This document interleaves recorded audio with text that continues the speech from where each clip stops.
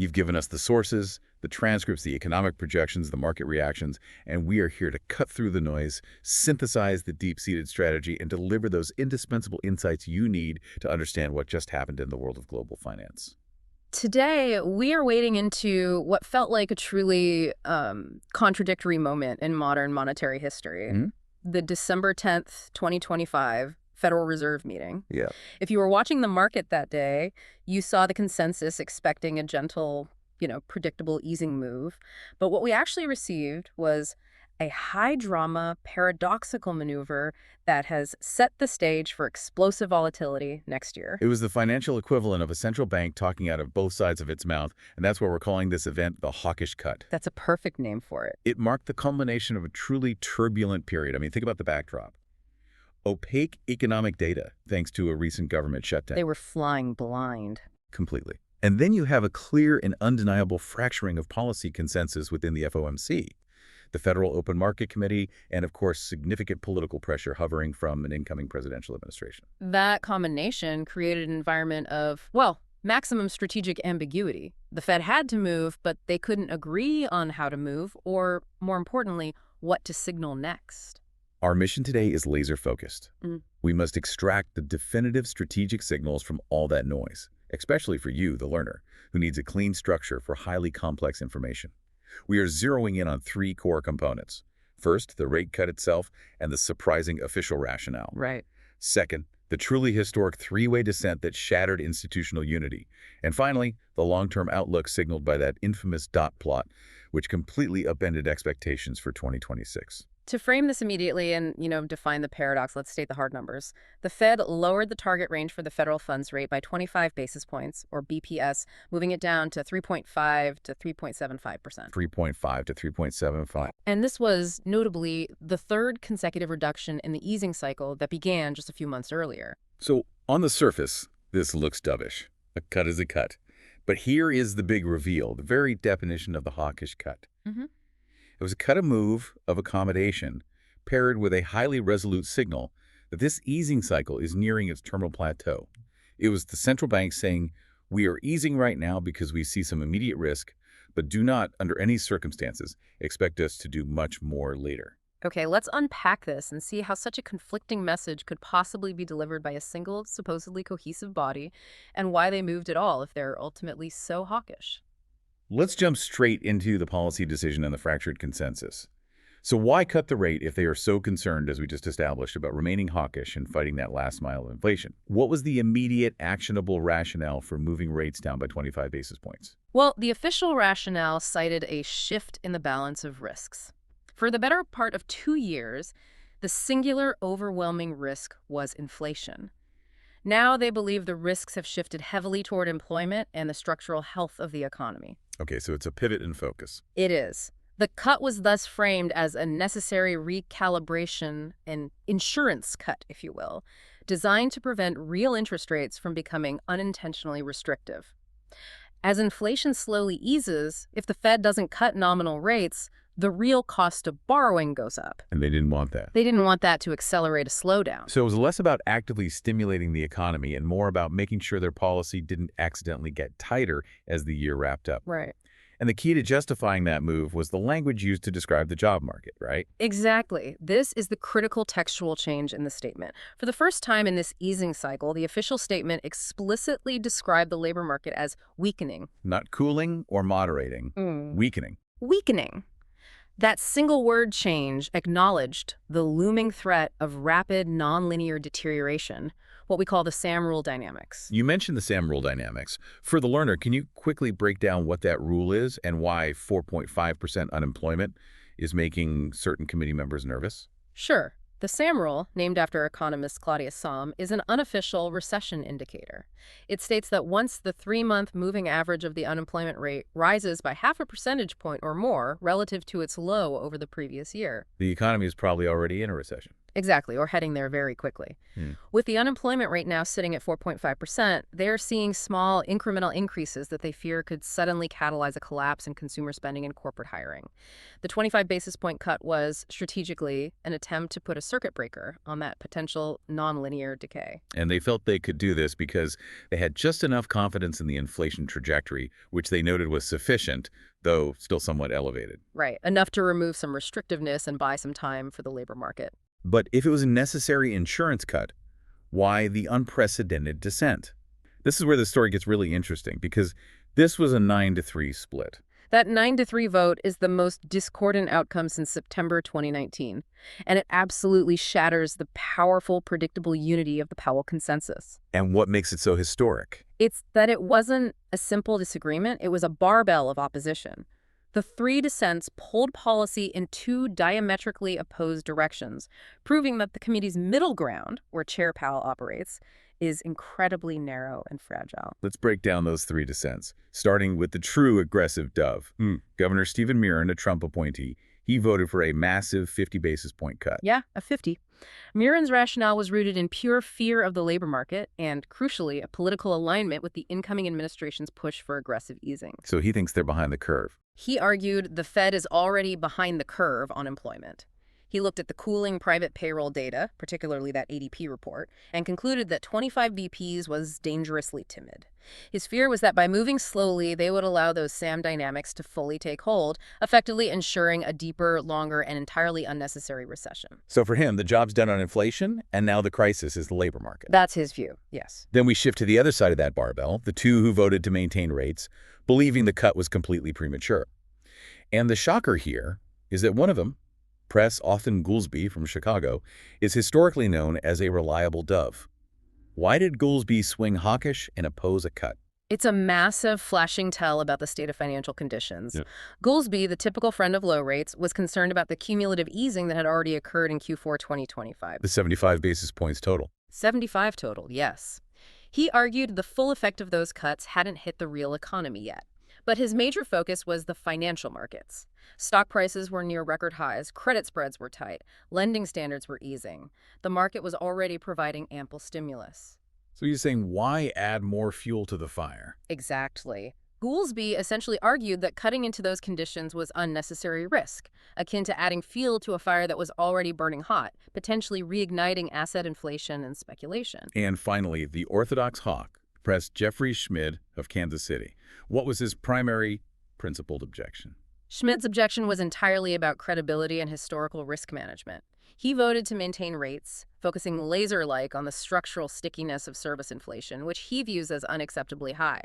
His primary fear is the risk of de-anchoring inflation expectations. The dreaded 1970s scenario. The darkest specter of monetary history. The 1970s stop-go error, where premature easing forced the Fed to hike rates much higher later on, causing painful volatility. He does not want to repeat that mistake. So the central bank's decision was less a consensus view and more the fragile compromise between one faction screaming, cut faster, the job market is collapsing, and another warning, don't cut at all, you'll ruin credibility and reignite inflation. The implication for you, the learner, is profound. The predictable institutional unity that made the Fed a reliable market anchor is gone. Future FOMC meetings are now live, meaning they are genuinely unpredictable. Every data point matters now. Every incoming piece of data will be immediately weaponized by one faction or the other, drastically increasing market volatility and making the Fed's future path inherently less stable. This instability is baked into the committee's structure itself. That instability leads us directly into the most shocking element of the meeting, the forward signal, the shock of the dot plot. If the 25 basis point cut was the gentle nudge, the dot plot was the central bank slamming the brakes on market expectations. Oh, it was a shock. The futures market had confidently priced in 75 to 100 basis points of cuts for 2026. 75 to 100. Yeah. And the Summary of Economic Projections, or SAP, delivered a sharp, almost violent rebuke to that expectation. The median participant forecast projects the federal funds rate ending 2026 at 3.4%. Let's translate that 3.4% into plain English for the market. That implies a target range of 3.25% to 3.50%. Given where rates are now, that signals only one 25 basis point cut for the entire calendar year 2026. One cut for the whole year. That is a stunning contradiction to the dovish cut they just implemented. It's a fundamental declaration of the high-for-longer pivot. by signaling rates will remain around 3.4% 2 years out. The Fed is fundamentally stating that the neutral rate, or the theoretical interest rate that neither stimulates nor restricts the economy, is structurally above 3%. They're saying the zero-rate world is over. They are telling the market that the era of near-zero rates is definitively over. This is a crucial, long-term revision of economic reality. But, as we mentioned with the vote, the median often masks deeper, more dangerous divisions. The distribution of those dots reveals the instability that is now baked into the forward guidance. Let's look at the bimodal distribution. Yes, the dots didn't cluster around the median. They spread out wildly. Imagine the FOMC as a group engaged in a furious tug-of-war. The rope is the Fed funds rate. On the hawkish wing, we had 7 members projecting 0 cuts in 2026. 0. They are the stock camp, pulling hard on the rope, believing 3.50 to 3.75% is the final destination and no further easing is required. And conversely, on the dovish wing, we had 8 members, a slight majority of the dissenters, forecasting 2 or more cuts, aligning more closely with what the market had previously expected. And where's the middle? That's the key, the hollow center. Only 4 members projected the median path of exactly 1 cut. Think about that. The official consensus-driven forecast of 1 cut is supported by only a tiny minority of the committee members. This forecast is not a stable center ground. It's a temporary point of compromise that almost no one genuinely believes in long term. So the volatility isn't just about waiting for data. It's about this structural fight. What does this tug-of-war mean practically for market action? It means that every subsequent data release will cause the market to violently swing. If the next employment report is unexpectedly strong, the market will immediately price in the zero-cut scenario, meaning Treasury yields will jump and high-growth stocks will suffer. And if it's weak? Conversely, if we see a collapse in consumer spending, the market will price in 3 or 4 cuts, expecting the 8 doves to win the day. This guarantee of sharp, unpredictable movement makes fixed income market instability in 2026 a virtual certainty. The hawkish nature of these dots, only 1 cut, must be justified by an aggressive economic outlook.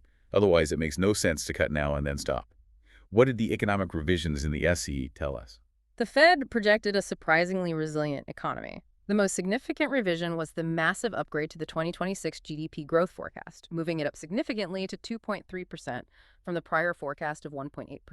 Wait, 2.3% growth is actually above the Fed's own long-run potential growth estimate of 1.8%? That is robust growth. It is accelerating growth. And when you pair that accelerating growth forecast with an inflation forecast that is slowly declining, PCE inflation for 2026 is projected at 2.4%, still materially above the 2% target, you get the intellectual synthesis for the hawkish dots. So they're basically forecasting a soft landing plus, or even a no landing scenario. That's it. A no landing implies the economy is growing robustly enough that it doesn't need aggressive easing. If the economy is growing at 2.3% and inflation is sticky at 2.4%, there is no logical justification for a massive multi-cut easing cycle. The GDP upgrade is the foundational pillar of the entire hawkish signal. But here's the transition challenge. This optimistic high-growth forecast was built on incredibly shaky ground, leading us directly into the macroeconomic fog that dominated the decision room. That's right. We must appreciate that the context of the December decision was dictated by what we call the fog of the shutdown. The federal government shutdown delayed critical data releases, specifically the official Bureau of Labor Statistics non-farm payrolls and the Consumer Price Index. So the body responsible for making the most consequential policy decisions was essentially flying blind, forced to make a judgment call without the primary indicators they usually rely upon. Precisely. Chair Powell himself analogized the situation to driving in the fog. When visibility is 0, you slow down and avoid sharp, definitive turns. The 25 BP's cut was that slow, cautious move. It was the ultimate compromise, a slow, cautious move that placated the doves who saw labor market risk, while satisfying the hawks who didn't want a reckless 50 BP stimulus. They had to choose the path of least resistance until visibility improved. This meant they were forced to rely unusually heavily on alternative, less vetted data sources. They did. They became highly dependent on private reports, particularly the ADP National Employment Report. And the key data point that provided the catalyst for the cut faction was the ADP report showing a loss of 32,000 jobs in November. A negative number. A negative job print from ADP is a rare and ominous signal of contraction that the committee simply could not ignore, even without official BLS confirmation. So the labor market weakness was the emotional and rational catalyst for the cut faction. It was the primary driver. Mm-hmm. The negative ADP print, coupled with the persistent unemployment drift, now sitting at 4.4 to 4.5%, raised those SAM rule concerns that we discussed. The 25 BP's cut was an attempt to preempt a negative spiral. When Powell discussed the job market, he offered structural explanations beyond the cyclical slowdown. What did he mention that complicates the inflation picture? He pointed to a crucial structural note: reduced immigration. If the labor supply curve shifts left due to fewer workers entering the workforce, wage pressure can remain sticky even as job creation slows. The fewer jobs, but the people with jobs can still demand higher wages. Exactly. This creates a difficult scenario where the job market is weakening, but wage inflation doesn't necessarily ease because the pool of available workers is shrinking.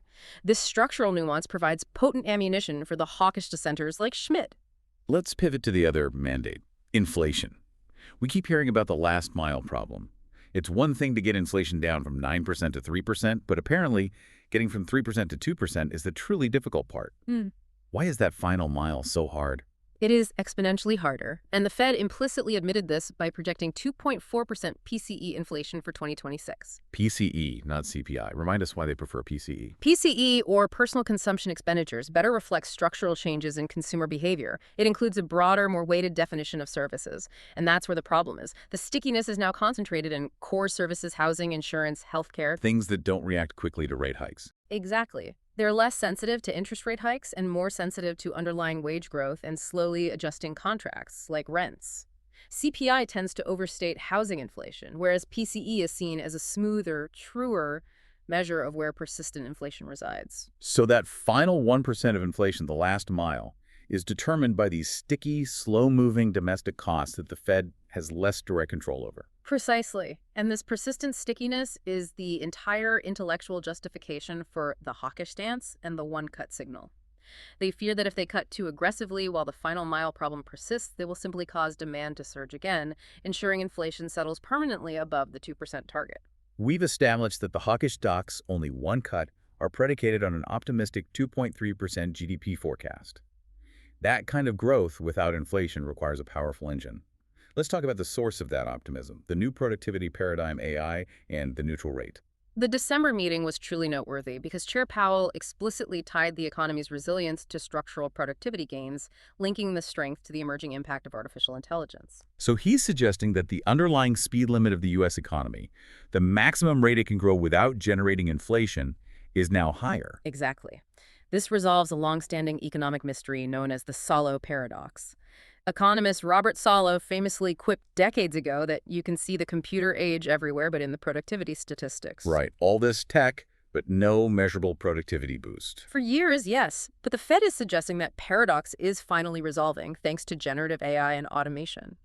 If AI truly raises output per hour by, say, 2% annually, then the long-run potential GDP growth of the U.S. economy is no longer the historical 1.8%. It moves up to perhaps 2.2 or 2.5%. The magic bean. It's the magic bean that allows the Fed to forecast 2.3% growth alongside slow-falling inflation supply is keeping pace with demand. And this structural shift has massive monetary consequences, specifically for the neutral rate, or R-star. Can we take a moment to really break down R-star for the learner? Absolutely. Think of the economy like a car on the highway. R-star, the neutral rate, is the speed limit where the car is moving efficiently, neither accelerating nor hitting the brakes. It's the theoretical interest rate level where the economy is in perfect balance. So if the actual rate is above the R-star, we're applying the brakes. If it's below R-star, we're hitting the gas. Correct. Now, with AI, the whole economic landscape has changed. If capital is suddenly more productive, meaning businesses get a better return on their investments thanks to AI efficiencies, then the natural non-inflationary cost of that capital, or the interest rate, must rise. Why is that? Because businesses now have higher return opportunities, so they demand more investment capital.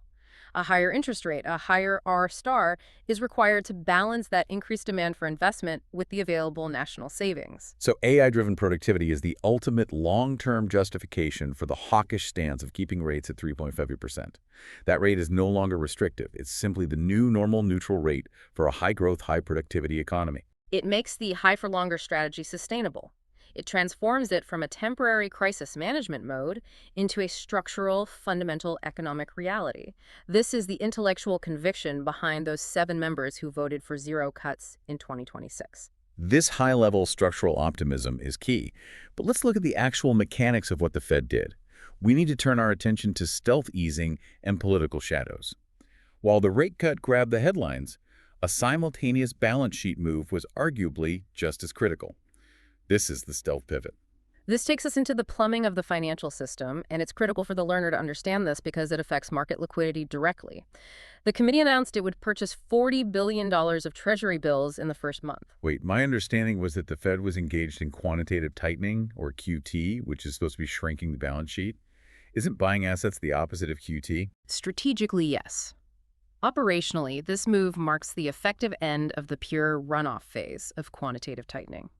They are transitioning from actively shrinking the balance sheet to stabilizing it and even expanding it slightly through the purchase of short-term T-bills. Why do this now? The stated goal is technical, to maintain ample reserves within the banking system and manage cash flow in the repo market. As QT runs down the Fed's liabilities, reserves can become scarce, which causes volatility in overnight funding markets. By buying T-bills, the Fed is injecting liquidity into the front end of the curve to keep that system smooth. But regardless of the technical justification, the strategic signal is clearly dovish accommodation. Absolutely. Injecting $40 billion a month into the system is a form of liquidity easing, what many market observers immediately dubbed stealth QE. Even if the federal funds rate is held high at 3.50%, this liquidity supports risk assets. So it's easing financial conditions without having to commit to major headline rate cuts. It is. And by buying short-duration Treasury bills, the Fed is putting direct downward pressure on short-term rates, which serves as a sort of yield curve control light. It's easing the pressure without admitting their easing policy. This entire complex decision was made, of course, under the enormous shadow of the incoming administration. Let's discuss the political economy aspect. The timing cannot be separated from the politics. President-elect Trump has been exceptionally clear about his desire for aggressive easing and a lower dollar. The dissent of Governor Stephen Miron for a 50 BPS cut is the ultimate manifestation of this pressure. It brings politics right into the boardroom. It does. It uses the official voting record as a pressure point to pull the entire policy discussion toward immediate aggressive cuts. And Chair Powell is now effectively a lame duck, with his term expiring in May 2026, and reports suggesting Kevin Hassett has already been selected as his successor. That lame duck dynamic is crucial. It explains the institutional fragility we saw in the 9-3 split. Powell's power to forge consensus is waning. Committee members who are positioning themselves for the next regime might lean more dovish. While the institutionalists are digging in their heels. Right. People like Schmid are digging in their heels to defend the Fed's independence against what they perceive as political interference. The stage is set for a major conflict in 2026, which economists call the problem of fiscal dominance. This is the inevitable collision course between monetary and fiscal policy. The incoming administration is proposing large fiscal stimuli like the One Big Beautiful Bill Act, which requires substantial deficit spending. Traditionally, if the government is running massive fiscal expansion, the Fed should pursue monetary contraction to offset the inflationary impulse. So the Fed is accommodating the underlying economic strength at 2.3% GDP forecast, but is refusing the aggressive multi-cut cycle that would effectively monetize that massive debt, hence the one-cut projection. It's a policy line drawn in the sand. Powell is signaling that the Fed will support underlying growth via productivity gains, but it will not become a subservient engine for printing money to fund large, debt-fueled fiscal programs. The fight over who dominates policy will be the most important narrative in 2026. Let's move to market reaction and asset allocation analysis. How did the sophisticated market process this confusing bundle of a cut, hawkish dots, and stealth easing? It sounds like an internal contradiction that should cause paralysis. The market reaction was a complex study in selective hearing. It processed the conflicting signals, leading to highly nuanced trading patterns, not a simple up or down day. Let's start with the fixed income paradox. Despite the Fed explicitly telling the market we are only cutting once in 2026, Treasury yields fell. The two-year yield dropped about 5 basis points to 3.56%, and the benchmark 10-year yield fell to 4.16%. Why did bonds rally if the Fed was being hawkish? It's a classic case of the market betting against the Fed's own projections. There were 3 reasons. First, the 25 BP's cut itself confirmed easing was active. Second, the Fed's own language about a weakening labor market sent bond investors flocking to safe havens. They believe the negative ADP job print is the real signal. So they think the Fed's going to have to cut more regardless of what they say now. They're convinced the Fed will blink. And the third reason is the $40 billion T-bill purchase program. That structural demand for short-term bonds creates immediate, non-cyclical demand and puts downward pressure on the front end of the curve. For the learner focused on fixed income strategy, where did this reaction push institutional money? Investors flocked to the 5-year note, what we call the belly of the yield curve. It became the sweet spot. They are avoiding the long end due to inflation's stickiness and avoiding the short end due to reinvestment risk. The 5-year note offers duration protection against a potential recession while insulating them somewhat from the sticky long-term inflation outlook. Now let's look at equities. The Dow Jones Industrial Average rose 0.8%, and the S&P 500 added 0.4%, yet the Nasdaq was flat to down. That suggests very specific rotation, not a unified bull rally. It was a textbook cyclical rotation. The market cheered the confirmed 25 BPs cut and, most importantly, the massive 2.3% GDP forecast upgrade. That robust growth forecast is extremely bullish for industrial, material, and financial stocks, the cyclicals that make up the Dow Jones Index. And why did the Nasdaq lag so conspicuously? Because of the higher for longer signal baked into the dot plot. The Nasdaq is packed with long-duration assets companies whose expected earnings are projected far out into the future. Those future earnings are heavily discounted when interest rates are projected to remain high. So it hurts the valuation of non-profitable or high-growth tech stocks. It does. The market is shifting from growth at any cost to growth with present earnings. The market seems to be pricing in a nearly perfect outcome: high growth, managed inflation risk, and rates that the economy can handle. But this soft landing narrative carries inherent valuation risks, doesn't it? It absolutely does. When we look at valuations, the S&P 500 is trading near all-time highs, with valuations in the 96th percentile relative to historical norms. The soft landing plus the productivity narrative supports these lofty valuations, but it leaves virtually no margin for error. If any of the data points prove wrong, these high valuations could correct violently. And this is an environment where tracking total market temperature is crucial for prudent risk management. It really is. And speaking of tracking that total market temperature, for those of you who want to monitor these high valuation levels against historical benchmarks, you can search and download the iOS app Buffett Indicator from the Apple App Store. It provides daily updates on one of those comprehensive market valuation metrics, helping you understand when the market might be priced for perfection. Understanding current valuation levels against historical norms is essential when the market is priced for perfection, as it currently is under this soft landing plus narrative. We encourage you to download the Buffett Indicator app to ensure you are keeping an eye on that big picture market temperature. Moving to commodities and FX. Gold and silver actually rallied into the decision, which seems counterintuitive if the global economy is heading for a no-landing scenario. Gold and silver are acting as the ultimate hedge against policy error and institutional fragility. The 9-3 split vote creates massive policy error risk. If the Fed cuts too much and reignites inflation, gold wins as an inflation hedge. And if they cut too little and cause a recession? Gold wins as a safe haven. It's a policy-agnostic wins scenario. They are betting on the uncertainty itself. And the U.S. dollar index, DXY, edged lower, which also seems counterintuitive for a Fed that just signaled high for longer. A strong dollar usually follows a hawkish Fed. However, global risk-on sentiment, the belief that the U.S. cut signals global stability, weighed the dollar down. More fundamentally, the massive U.S. twin deficits are a structural long-term drag on the currency that even a relatively high rate can't fully counteract. We've covered the deep domestic complexities. Let's look at global implications. How does the Fed's hawkish cut radiate outward, forcing other central banks in global markets to react? The primary global impact is the immediate widening of the transatlantic divergence. The European Central Bank has been cutting rates aggressively due to stagnation and near-zero growth in the Eurozone. So the U.S. is cutting but signaling a hard stop and structural strength, while Europe continues to ease aggressively because their economy is struggling. That divergence dramatically widens the interest rate differential between the USD and the EUR, and more critically, the productivity gap.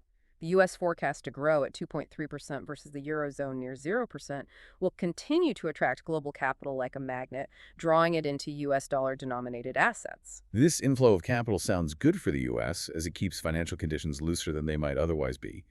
But what about emerging markets? For emerging markets, the initial 25 BPs cut was a brief relief. It lowers the cost of servicing dollar-denominated debt, reducing immediate financial stress, which is often a major concern for EM countries. But there's a long-term risk baked into this specific decision, isn't there? Yes, the long-term risk introduced by the December meeting is the Hassett risk, the prospect of a politicized Fed in 2026 operating under new administration guidance. The market fears that if the new leadership seeks a weak dollar policy to boost U.S. exports and competitiveness, EMs could face extreme currency volatility. How would a politicized weak dollar policy hurt emerging markets? A sudden, forced shift in U.S. policy aimed at dollar depreciation would cause massive and sudden capital outflows from EMs. This capital flight destabilizes their own domestic policy frameworks, drains their foreign reserves, and can potentially trigger financial crises. So while the 25 BP's cut was short-term relief, the political uncertainty introduced massive long-term uncertainty for the developing world.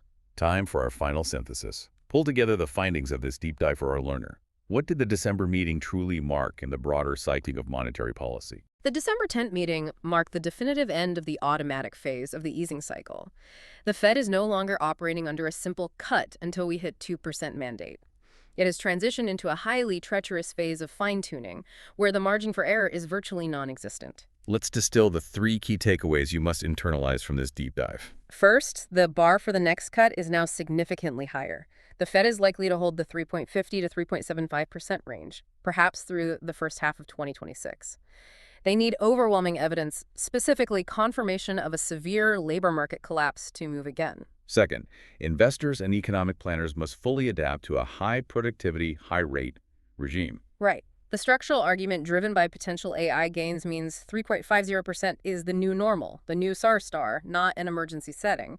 This favors assets tied to real, measurable growth over assets dependent solely on cheap leverage. And third, the market is overtly betting the Fed's 2026 projections are wrong. The reaction in the bond market yields falling despite the one-cut forecast shows deep skepticism. That fundamental tension between the Fed's stated forecast and the market's conviction will be the driving volatility factor for 2026. So what does this all mean? Let's leave you with a final provocative thought that ties all these threads together. The most dangerous signal from this meeting was not the interest rate itself or the dot plot, but the profound institutional fragility revealed by that 9-3 split vote. Right. A central bank relies on credibility and consensus to manage expectations and steer a massive economy. If that internal consensus continues to deteriorate, especially as Chair Powell officially becomes a lame duck and political pressure mounts, how will the Federal Reserve maintain its authority and legitimacy in the face of the next major, unexpected economic shock? The committee will effectively be fighting itself while trying to fight the economic cycle. The question for 2026 is not if the Fed will be challenged by data, inflation, or the political sphere, but rather who will be leading the fight inside the Eccles building and whether they can ever stitch the consensus back together before the system fractures under pressure. That is a powerful and unsettling thought to chew on as we close out this deep dive. Thank you for walking us through these incredibly complex, conflicting signals. It was my pleasure. And to all our learners out there, thank you for joining us, and we'll see you on the next deep dive.